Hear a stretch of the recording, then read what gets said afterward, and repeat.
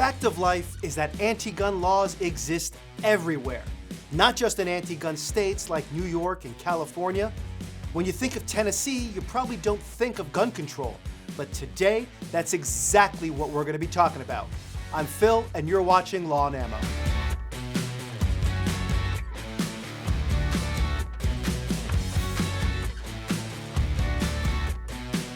But before I get into the video, I want to take a second and tell you about GOA's annual convention, Goals. Gun Owners Advocacy and Leadership Summit is set to be held August 9th through 10th of this year in Knoxville, Tennessee. Come out and visit with some of your favorite manufacturers, participate in activism training, and hear from top voices in the Second Amendment community. And the best part is that it's free for GOA members. So sign up using the link in the description. Now back to the video. So why is GOA suing a pro-gun state? Well, I'll explain. Tennessee is one of the most gun-friendly states in the Union.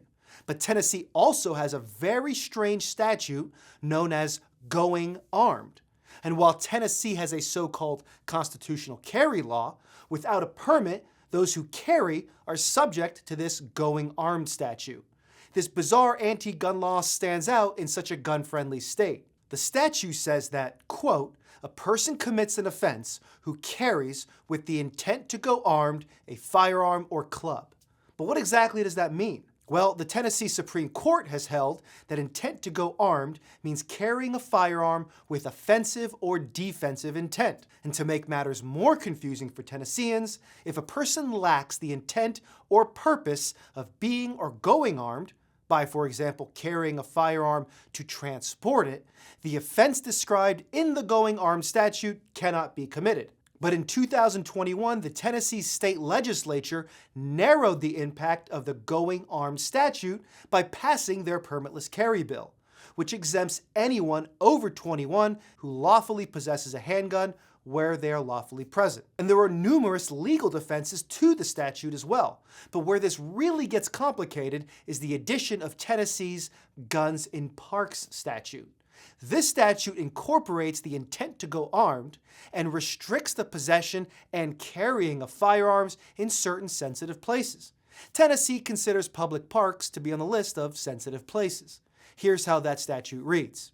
It is an offense for any person to possess or carry, whether openly or concealed, with the intent to go armed with any weapon not used solely for instructional, display, or sanctioned ceremonial purposes in or on the grounds of any public park, playground, civic center, or other building facility, area, or property owned, used, or operated by any municipal, county, or state government, or instrumentality thereof for recreational purposes. Make note of that intent to go armed part. Now, there are exceptions to this rule.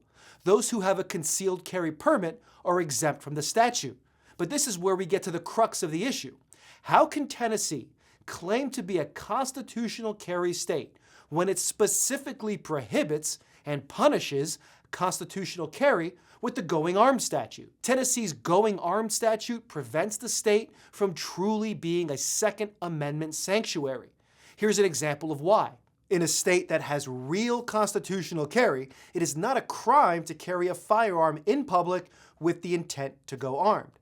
Since it's not a crime, an officer who observes someone carrying a firearm has no probable cause to stop that individual for simply seeing them armed, because being armed in public isn't a criminal act. But in Tennessee, carrying a firearm in public with the intent to go armed is a crime. So if law enforcement observes someone doing so, they can detain them and can even charge them with a criminal act. And even though that individual may not have committed any crime whatsoever, thanks to Tennessee's going armed statute, it's now up to a jury to figure it out. So even if that individual is found not guilty, the punishment is the process. Dragging an individual through the court system and incurring costs in their defense because they simply wanted to exercise their Second Amendment rights. And so to make a long story short, we're suing Tennessee. In our case, Gun Owners of America v. Lee, we're arguing that Tennessee's park statute and gun-free zone statute are unconstitutional. We also asked for a preliminary injunction which would prohibit state and local officials from enforcing the park statute.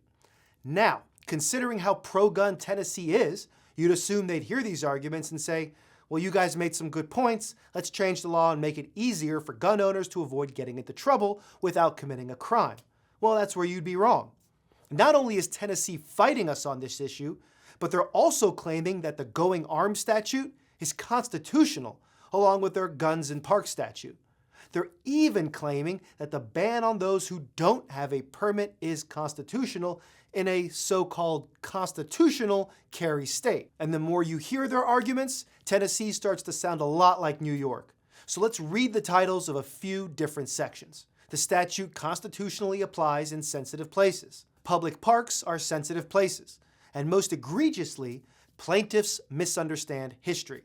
California, is that you?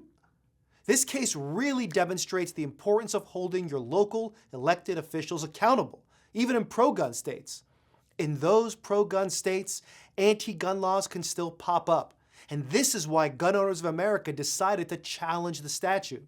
Tennessee claims to be a pro-gun state, but it's fighting us tooth and nail. But we won't stop until gun owners in the volunteer state can freely exercise their Second Amendment rights without fear of their own government dragging them through a jury trial to find out if they're innocent.